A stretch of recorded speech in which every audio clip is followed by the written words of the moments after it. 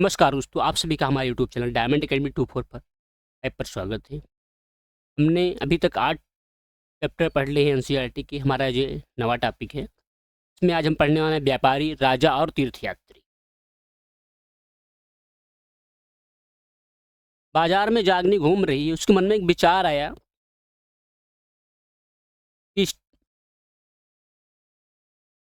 Steel के चमकदार बर्तन, रंग प्लास्टिक की बाल्टियाँ, शोक रंगों के, ये जो मेले में जो अनेक प्रकार के खिलौने बिक रहे हैं, बर्तन बिक रहे हैं, और ये व्यापारी रात को अपना सामान बटोर कर चले क्यों जाते हैं। याग्नि को ये बात की जब हैरानी हुई तो उसकी माँ ने बताया कि ये लोग व्यापारी हैं और ये चीज़ों को उन जगहों से खरीदते हैं जहाँ से बनाए जाते हैं, फिर उन्हें मेलों में लाके बेचते हैं। व्यापारी और व्यापारियों की जानकारी। अध्याय हम 8 में हम लोगों ने पढ़ा है कि उत्तर के काले पॉलिश बर्तनों के बारे में। खूबसूरत बर्तन, खास तौर से इनकी कटोरियाँ, थालियाँ उपमहाद्वीप के अनेक पुरा स्थलों से मिले हैं। सवाल उठता है कि इन जगहों पर ये बर्तन कैसे पहुँचे। ऐसा अनुमान लगाया जाता है कि जहाँ बनते थे वहाँ से व्यापारी इन्हें ले जाकर अलग अलग जगहों पर बेचते थे। दक्षिण भारत में सोना, मसाले, खास तौर पर काली मिर्च तक कीमती पत्थरों के लिए प्रसिद्ध था। काली मिर्च की रोमन साम्राज्य में इतनी मांग थी कि इसे काले सोने के नाम से बुलाते थे। व्यापारी इन सामानों को समुद्री जहाज़ों और सड़कों के रास्ते रोम पहुंचाते थे। दक्षिण भारत में ऐसे अनेक रोमन सोने के सिक्के मिले हैं। इससे अनुमान अंदाजा लगाया जाता है कि उन दिनों रोम के साथ बहुत अच्छा व्यापार चल रहा। व्यापारियों ने कई समुद्री रास्ते खोज निकाले। इनमें से कुछ समुद्र के किनारे चलते थे, कुछ अरब सागर और बंगाल की खाड़ी पर पार करते थे। नाविक मानसूनी हवा का फायदा उठाकर अपनी यात्रा जल्दी पूरी कर लेते थे। वे अफ्रीका या अरब के पूर्वी तट से इस महाद्वीप के पश्चिमी तट पर पहुंचना चाहते थे तो दक्षिणी पश्चिमी मानसून के साथ चलना पसंद करते। इन लंबी यात्राओं के लिए मजबूत जहाज़ों का निर्माण किया जाता था।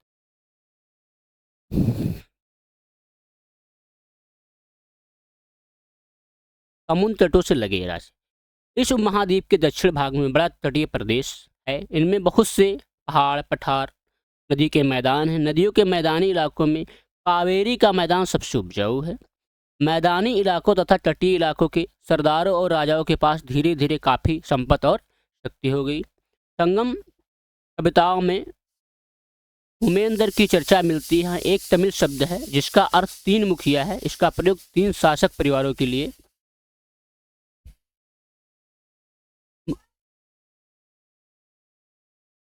किया गया है। ये थे चोल, चेर तथा पांड्य।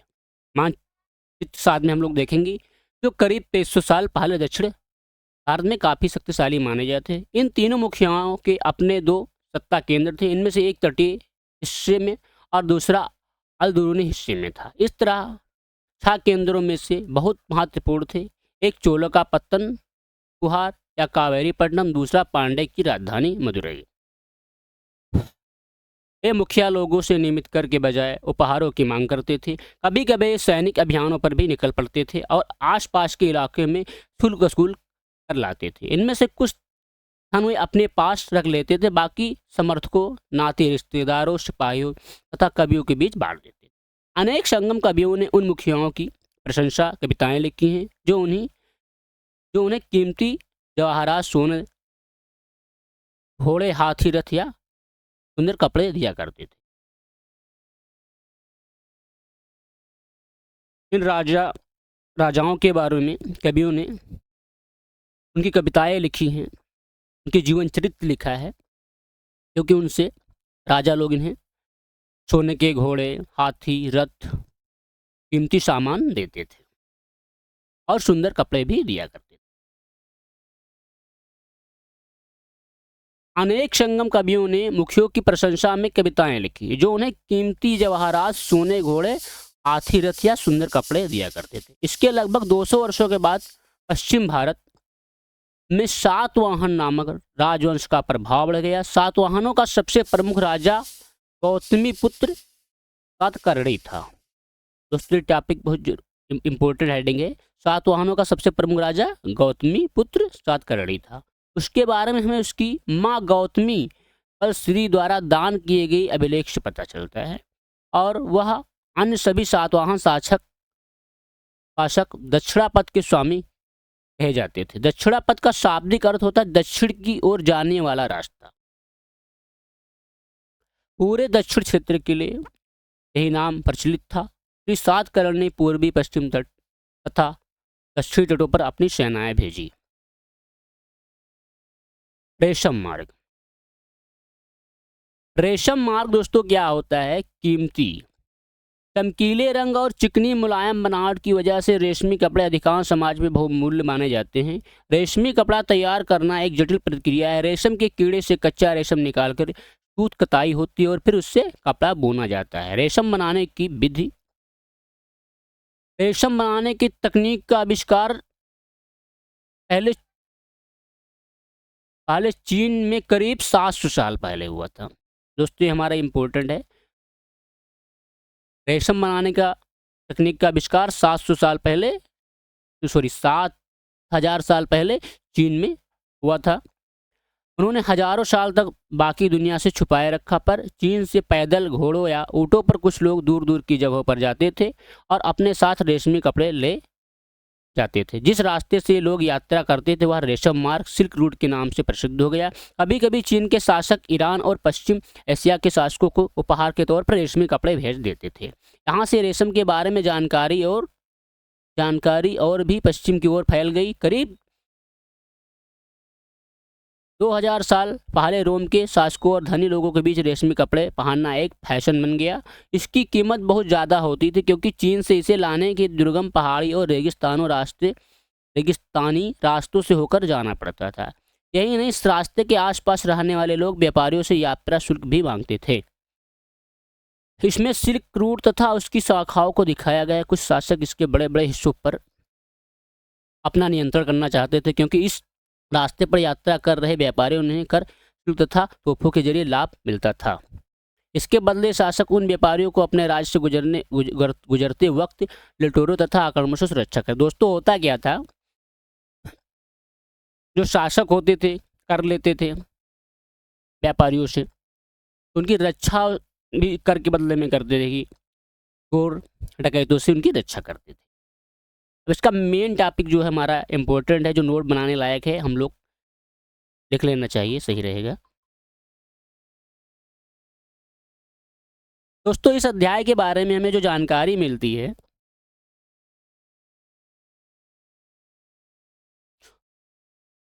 तो दोस्तों इस अध्याय से हमें जानकारी ये मिलती है, इस शक्तिशाली राजाओं और तीर्थयात्रियों के बारे में जो जानकारी मिल रही है, इसमें व्यापारी दूर दूर तक यात्रा करते थे, राजा अपने साम्राज्य का विस्तार करते थे और लोग धर्म के प्रचार के लिए यात्राएं करते थे।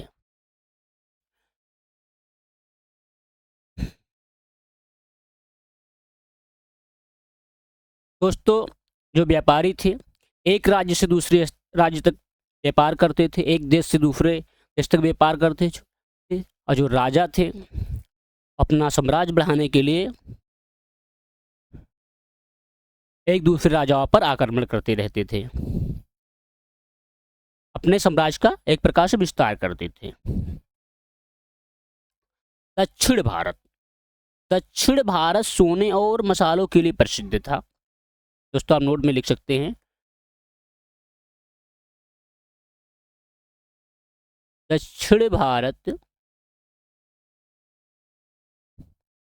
सोने और मसालों के लिए प्रसिद्ध था। सोने और मसाले के लिए प्रसिद्ध था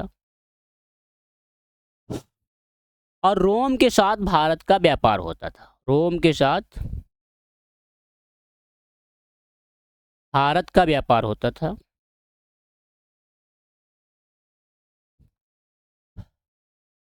रोमन लोग भारत से काली मिर्च, मसाले, रेशम और कीमती पत्थर खरीदते थे, बदले में वे सोने के सिक्के देते थे। समुद्री मार्ग।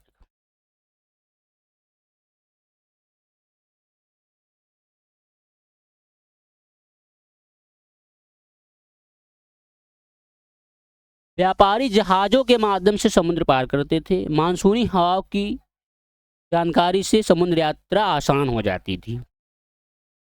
जिस डायरेक्शन में हवा चलती थी उस डायरेक्शन में लोग अपनी यात्रा करते थे, जिससे इनके नाव आसानी से चलती थी या जहाज जो है आसानी से चलती थी। और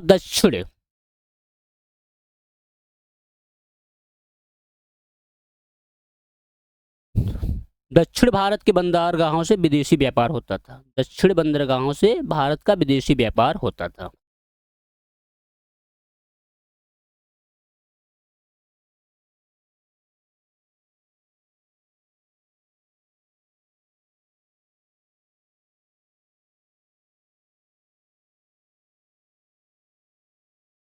सातवाहन शासक।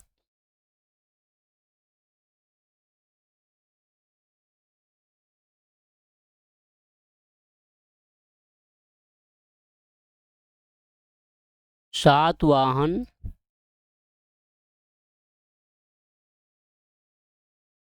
शासक दक्षिण भारत में सातवाहन का शासक था।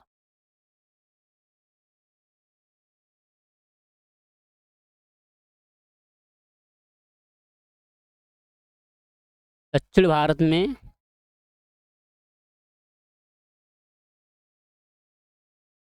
सातवाहन का शासक था। सातवाहन का शासक था।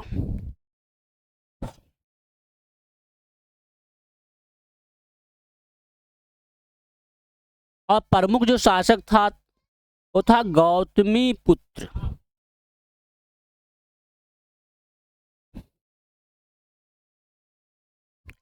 इन्होंने उत्तर और दक्षिण भारत के बीच व्यापार को बढ़ावा दिया था। ये ब्राह्मणों को भूमि दान देते थे। सिल्क रूट या रेशम मार्ग, यह मार्ग जो था एशिया और यूरोप को जोड़ता था। चाइना से रेशम लाया जाता था। चाइना से रेशम लाया जाता था। रेशम मार्ग से भारत, चीन और रोम के बीच व्यापार होता। जो रेशम था, रेशम मार्ग से भारत, चीन और रोम को व्यापार होता था। बौद्ध धर्म।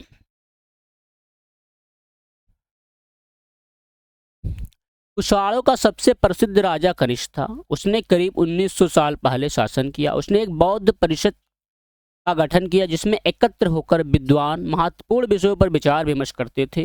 बुद्ध की जीवनी, बुद्ध चरित्र की रचनाकार कवि अश्वघोष कनिष्क के दरबार में रहते थे। बुद्ध चरित्र के रचनाकार कवि कौन थे? अश्वघोष कनिष्क के दरबार में रहते थे। अश्वघोष तथा अन्य बौद्ध विद्वानों ने अब संस्कृत में लिखना शुरू कर दिया था। इस समय बौद्ध धर्म एक नई धारा महायान का विकास हुआ। उसकी दो मुख्य विशेषताएं थीं। पहले मूर्तियों में बुद्ध की उपस्थिति सिर्फ कुछ संकेतों के माध्यम से दर्शाई जाती थी। मिसाल के तौर पर उनकी निर्वाण प्राप्ति को पीपल के पेड़ की मूर्ति द्वारा दर्शाया जाता था। पर अब बुद्ध की प्रतिमाएं बनाई जाने लगी। इनमें से अधिकांश मथुरा में तो कुछ तक्षशिला में बनाई जाने लगी। दूसरा परिवर्तन बोधिसत्व में आस्था को लेकर आया। बोधिसत्व उन्हें कहते थे जो ज्ञान की प्राप्ति के बाद एकांतवास करते हुए ध्यान साधना कर सकते थे, लेकिन ऐसा करने के बजाय वे लोगों को शिक्षा देने और मदद करने के लिए सांसारिक प्रवेश में ही रहना ठीक समझने लगे। धीरे धीरे बोधिसत्व की पूजा काफी लोकप्रिय हो गई और पूरे मध्य एशिया, चीन और बाद में कोरिया तथा जापान तक भी फैल गई। बौद्ध धर्म का प्रचार प्रसार पश्चिम और दक्षिण भारत में हुआ, जहां बौद्ध भिक्षुओं के लिए रहने के लिए पहाड़ों में दर्जनों गुफाएं खोदी गई थी। इनमें से कुछ गुफाएं राजा और रानियों के आदेश पर बनाई गई, तो कुछ व्यापारियों तथा कृषकों द्वारा। इनमें से ज्यादातर गुफाएं पश्चिम घाट के दर्रों के पास बनाई गई थीं। दक्कन के शहरों और तटों के समृद्ध बंदरगाहों और इन्हें जोड़ने वाली सड़कें भी इन्हीं दर्रों से होकर गुजरती थी। ऐसा लगता है कि यात्रा करने वाले व्यापारी इन गुफाओं वाले मठों में विश्राम के लिए रुकते थे। बौद्ध धर्म दक्षिण पूर्व की ओर श्रीलंका, म्यांमार, थाईलैंड तथा इंडोनेशिया सहित दक्षिण पूर्व एशिया के अन्य भागों में भी फैला था। अब दोस्तों हमारा इम्पोर्टेंट जो है, बौद्ध धर्म कहाँ फैला था? श्रीलंका, म्यांमार, थाईलैंड तथा इंडोनेशिया सहित पूर्व एशिया के अन्य भागों में फैला था। ये देख लिए दोस्तों, बौद्ध की मूर्ति है, स्क्रीनशॉट भी ले सकते हैं। थेरवाद नामक बौद्ध धर्म का आरंभिक रूप इन क्षेत्रों में कहीं अधिक प्रचलित था। तीर्थयात्रियों की जिज्ञासा, व्यापारी काफिलों में तथा जहाजों पर दूर दूर जाया करते थे। बहुत से तीर्थयात्री भी उनके साथ यात्रा पर निकल पड़ते थे। कार्ले की गुफाएं महाराष्ट्र में है दोस्तों, आप लोग स्क्रीनशॉट लेके अच्छे से देख सकते हैं। तीर्थयात्री वे पुरुष होते थे जो प्रार्थना के लिए पवित्र स्थानों की यात्रा किया करते थे। इसी तरह भारत की यात्रा पर आया चीनी बौद्ध तीर्थयात्री सिहन काफी प्रसिद्ध था। वह करीब 1600 साल पहले आया।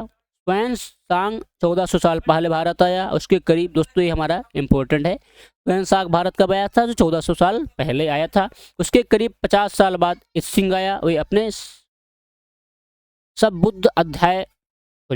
बुद्ध के जीवन से जुड़ी जगहों और प्रसिद्ध मठों को देखने के लिए भारत आए। इनमें से प्रत्येक तीर्थयात्री ने अपनी यात्रा का वर्णन लिखा। इन्होंने अपनी यात्रा के दौरान आई मुश्किलों के बारे में लिखा। इन यात्राओं में कई वर्ष लग जाया करते थे क्योंकि इतना दोस्तों साधन नहीं थे, तो यात्रा करना काफ़ी कठिन होता था। पैदल यात्रा करना है, घोड़े से यात्रा करना, तो रास्ते में ढेर सारी रुकावटें, जानवरों को चेरा खिलाना, पानी पिलाना। आज जैसे पहले होटल नहीं होते थे। जिन देशों और मठों को उन्होंने देखा उनके बारे में उन्होंने लिखा, उन किताबों के बारे में उन्होंने लिखा। जिन्होंने ह्वेनसांग भूमार्ग से उत्तर पश्चिम और मध्य एशिया होकर चीन वापस लौटा। उसने सोने, चांदी और चंदन की लकड़ी की बनी बुद्ध की मूर्तियां तथा 700 से ज़्यादा पांडुलिपियां एकत्र की थी। उन्हें वहाँ 20 घोड़ों पर लाद कर ले गया, और इसमें से 50 पांडुलिपियां उस समय खो गईं जब सिंध नदी पार करते हुए उसकी नाव उलट गई। अपने जीवन का बाकी हिस्सा उसने बची हुई पांडुलिपियों का संस्कृत से चीनी अनुवाद करने में लगा दिया।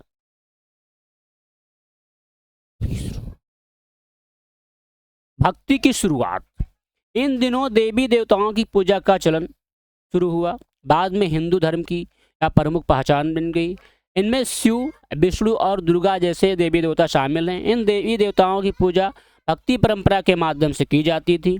भक्ति उस समय काफ़ी लोकप्रिय परंपरा बन गई। किसी देवी या देवता के प्रति श्रद्धा को ही भक्ति कहा जाता है। भक्ति का पथ सबके लिए खुला था, चाहे वह धनी हो या गरीब, ऊंची जात का हो या नीची जात का, स्त्री हो या पुरुष। भक्ति मार्ग की चर्चा हिंदुओं के पवित्र ग्रंथ भागवत गीता में की गई है। ये दोस्तों हमारा इंपॉर्टेंट है। भक्ति मार्ग की चर्चा किसमें की गई है? भागवत गीता में की गई है। वराह के रूप में विष्णु, एरड़ मध्य प्रदेश की यह शानदार मूर्ति विष्णु के वराह रूप की है। पुराणों के अनुसार जल में डूबी पृथ्वी को बचाने के लिए विष्णु ने वराह रूप का धारण किया था। यह पृथ्वी को एक स्त्री के रूप में दर्शाया गया है। पृथ्वी को दोस्तों एक स्त्री के रूप में दर्शाया गया है, इसे हम लोग कहते हैं पृथ्वी माँ। भगवत गीता महाभारत का एक हिस्सा है। इनमें भगवान कृष्ण अपने भक्त और मित्र अर्जुन को सभी धर्मों को छोड़कर उनकी शरण में आने का उपदेश देते हैं, क्योंकि केवल कृष्ण ही अर्जुन की सारी बुराइयों से मुक्ति दिला सकते हैं। पूजा का यह रूप धीरे धीरे देश के विभिन्न भागों में फैलने लगा। भक्ति मार्ग अपनाने वाले लोग आबंडकर के साथ पूजा पाठ करने के बजाय ईश्वर के प्रति लगन और व्यक्तिगत पूजा पर जोर देते थे। भक्ति मार्ग अपनाने वालों को यह मानना है कि अगर अपने आराध्य देवी या देवता को सच्चे मन से पूजा की जाए तो वह उसी रूप में दर्शन देंगे जिसमें भक्त उसे देखना चाहता है। इसलिए आराध्य देवी या देवता मानव के रूप में भी हो सकते हैं, फिर सिंह, पेड़, अन्य किसी भी रूप में। जैसे इस विचार समाज द्वारा स्वीकृति मिल गई, कलाकार देवी देवताओं की एक से बढ़कर एक खूबसूरत मूर्तियां तैयार करने लगे। देवी देवताओं का विशेष सम्मान होता था, इसलिए विशेष जगहों पर इनकी मूर्तियों को देख रखा जाता था। इन स्थानों को ही मंदिर कहते थे। मंदिरों के बारे में हम लोग अध्याय 11 में पढ़ेंगे। भक्ति परंपरा से चित्रकला, शिल्पकला और स्थापत्य कला के माध्यम से अभिव्यक्ति की प्रेरणा दी गई है।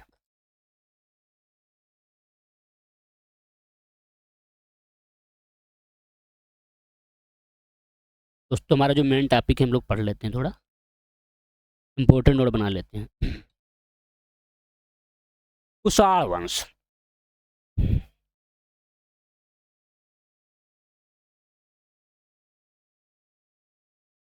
कुषाण वंश।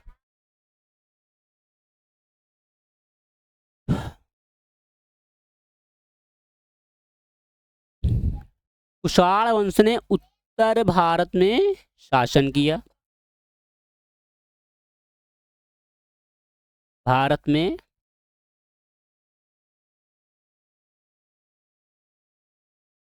शासन किया। एक सेकंड रुकिए दोस्तों।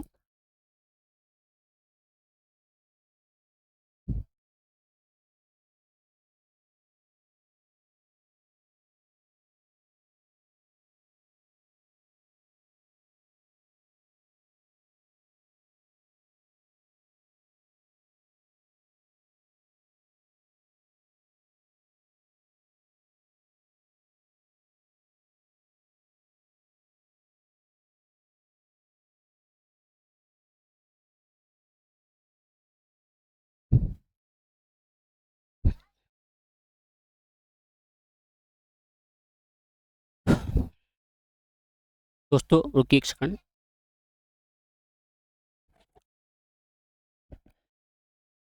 सबसे प्रसिद्ध शासक कौन था? कनिष्क था।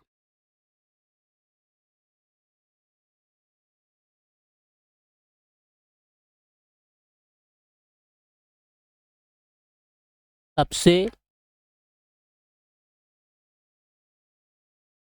प्रसिद्ध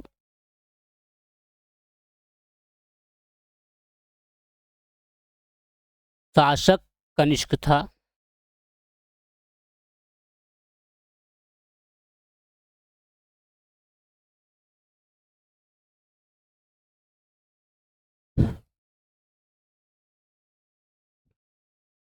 और इन्होंने बौद्ध को संरक्षण दिया।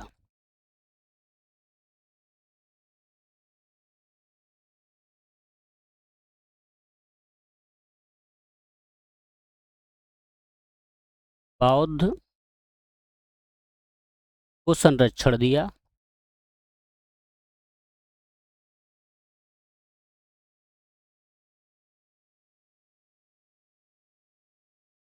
बौद्ध तीर्थयात्री। चीन से कहीं यात्रा भारत है। प्रमुख यात्री फैक्सियान। ये बौद्ध धर्म के अध्ययन और पवित्र स्थानों की यात्रा के लिए आए थे। हिमालय की खोज। दोस्तों मैं आशा करता हूँ वीडियो पसंद आया होगा। अगर आप चैनल पर नए हैं, चैनल को सब्सक्राइब करें, वीडियो को शेयर करें।